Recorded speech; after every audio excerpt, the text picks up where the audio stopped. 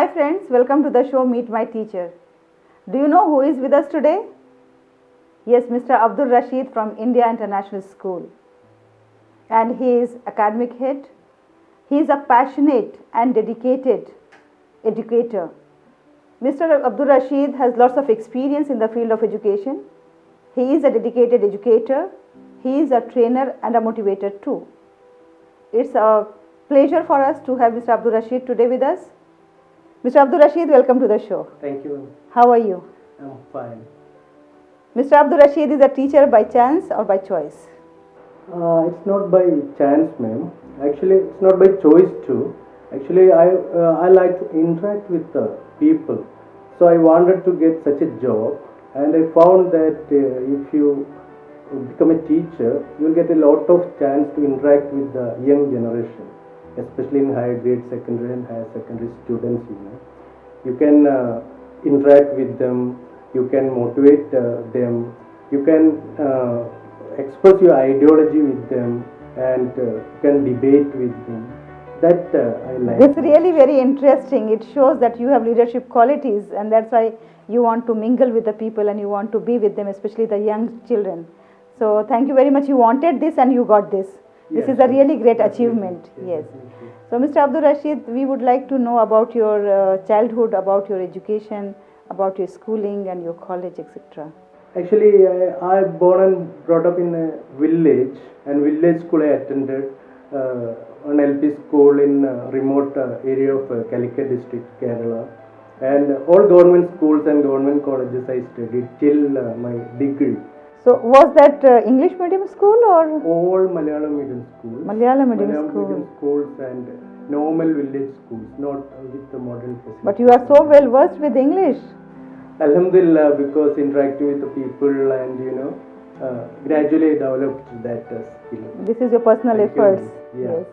Okay, so you did your schooling from Calicut, from a village of Calicut. Yeah. Then your college.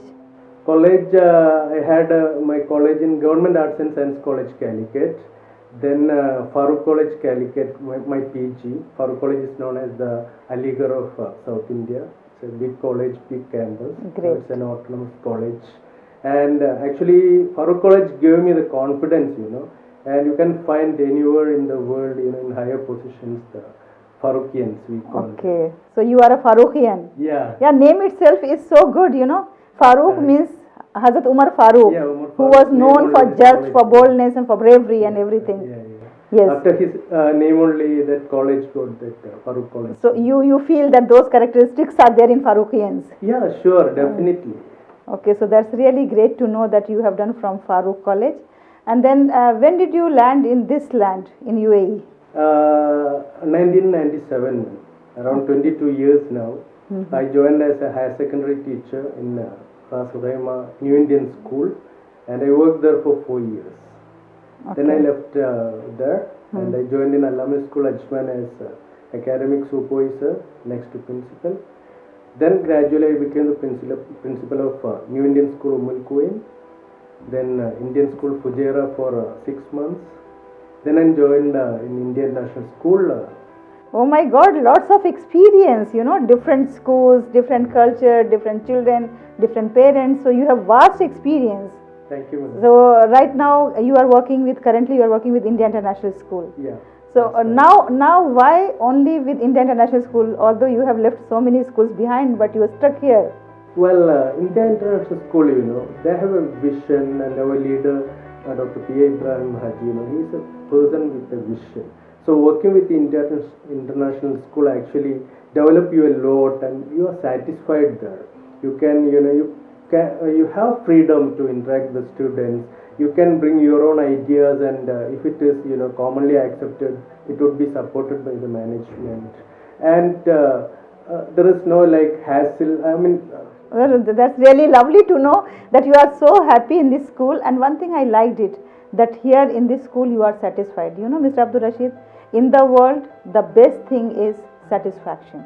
Correct. The people can earn money, they can have lots of luxuries of life, they can have all sorts of comforts, but they don't have satisfaction. That is the dilemma of this new century. but you are satisfied, you are happy, and I am very happy for you that you are satisfied and happy. So now, Mr. Abdul Rashid, you just tell me one thing, that who is your inspiration behind being a teacher? Inspiration, being a teacher, in the childhood onwards, I like the teachers. And one teacher in 6th standard, I was very poor in writing Hindi, and she called me and she, just held me, and she asked me to learn that letters first. After that, I never forgot her.